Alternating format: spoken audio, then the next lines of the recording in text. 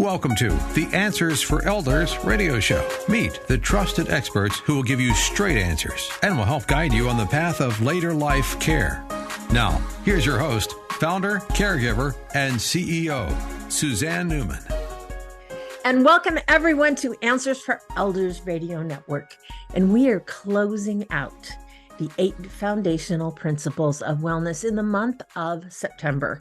And there is so much to environmental wellness that I want to take the time and take this third week of the month and just really talk about an overview of our environment because, it's interesting. We all live on a planet. We all live in where we're dependent. We as the human race are dependent upon clean air. We're dependent upon, produce, on vegetables, on meat, all the things that we do to stay, sustaining and stay healthy. But it's also when we go out in our neighborhoods, if we're walking on sidewalks, if we're in our city, is there pollution coming from cars and all kinds of things like that.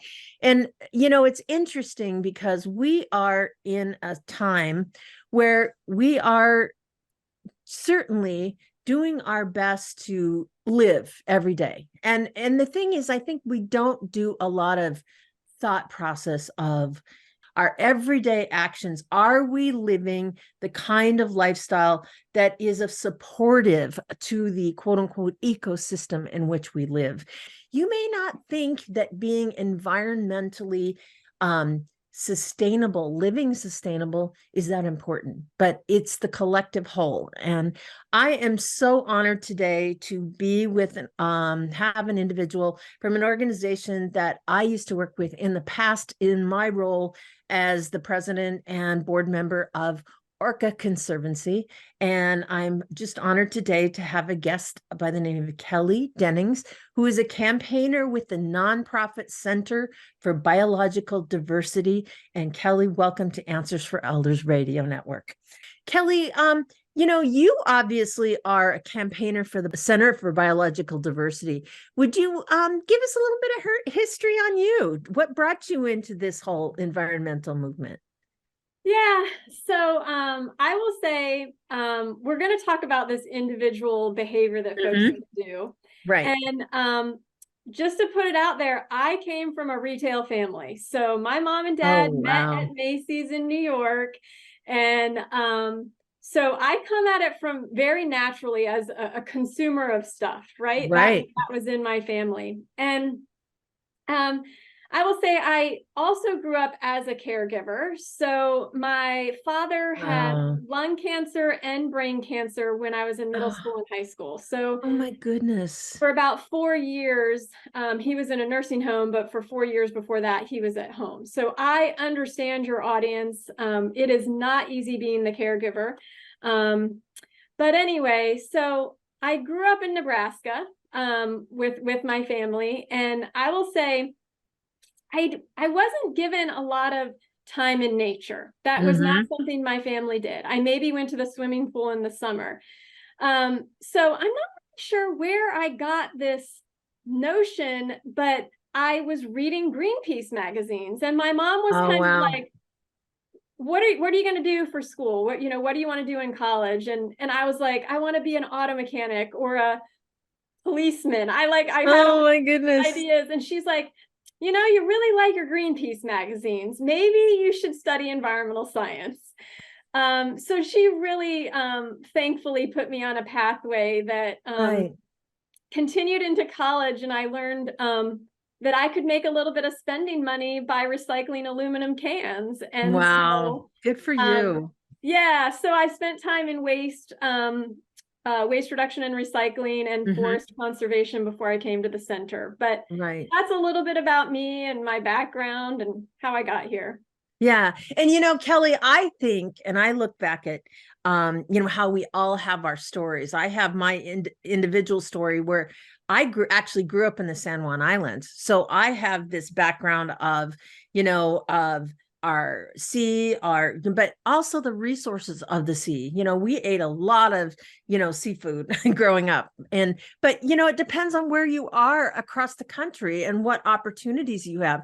And I'm sure you living in Nebraska with the harsher climate and all the things that there's not the wealth of sea and all those things where you came from. So you had an opportunity to learn it from a different perspective. I know you're a lot younger than me, but a lot of us that are seniors and family caregivers, we grew up in the 1950s, 1960s, when there really wasn't such a conversation about climate change or anything that had to do with endangered species. I mean, I think growing up, I learned that the platypus was, extinct or something like that. I just remember there were certain animals, and I remember learning that in school, but it didn't tie back to my own actions as an individual. And I think that started coming on a little later as we started to see the effect of the harm that we as a human species has done to our environment. Could you just touch a little bit about, where do you think the world is at right now, mindset, just overview on being sustainable? On being sustainable? Well, I will say that there is a lot more media attention, I think, paid to it. We have the younger populations that are out marching, they're choosing smaller families, they're getting extremely active at the community level. They grow up voting, I think, more so. And so rightfully so, though, because they are going to inherit this climate and this environment that we're leaving them with. So I think it's I feel hope when I think of the younger generation. I do too. I mean, they're the big ones that are recycling furniture. They're not consuming new stuff. I see all this stuff that they're doing. They're not necessarily into more. They're into they live minimalist lifestyles, which is fascinating to me because the boomers aren't like that. Right. Well, and I think the businesses are also getting on board. So, there's like the ESG, the environment, social, and governance work, and, B Corps, and the idea that we need good corporate entities as part of this movement forward. So I think it's important on both levels. And, hopefully our government comes along and supports them through, incentives to make good choices. Right. And I think the thing that's really important is if we don't take care of our planet, if we don't take care of the ecosystem in which we live, our own lives are of jeopardy. We won't have the food to sustain ourselves. We won't have the clean air to breathe.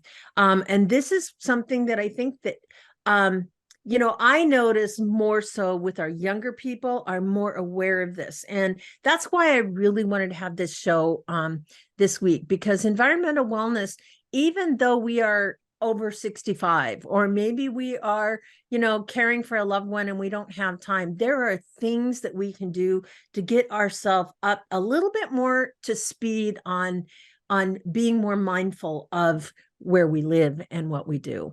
How do you suggest people start if they just aren't really on to the, maybe they have a recycle bin and they think, well, that's good enough, right? There's a lot of things we can do differently, isn't there? Yeah, I mean, I think for me, I like to learn by reading. So we would highly recommend that you follow the center on our social media or join our newsletter, which has great success stories every week. And then I also enjoy documentaries. So, the center does this. We regularly show documentaries about these topics so you can get up to speed that way. But I would say, once you get a little bit comfortable with the subject matter, we would love it if folks were to volunteer or donate their Right. time to these issues, like you used to do with the Orca Association. So that can be so rewarding in so many ways. And I will say, my mom, she's 80 now, and we like to talk whether the apple fell far from the tree, but I will say, actually, I got her into environmentalism. I love that.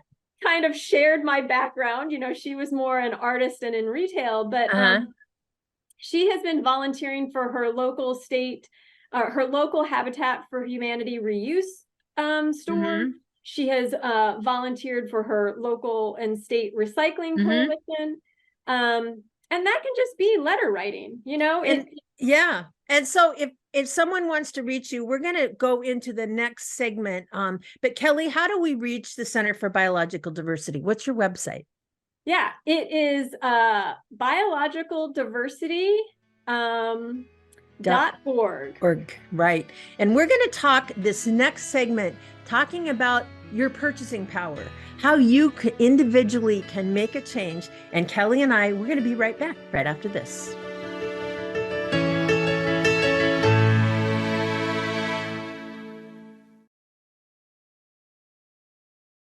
We at Answers for Elders thank you for listening. Did you know that you can discover hundreds of podcasts in our library on senior care? So visit our website and discover our decision guides that will help you also navigate decision making. Find us at answersforelders.com.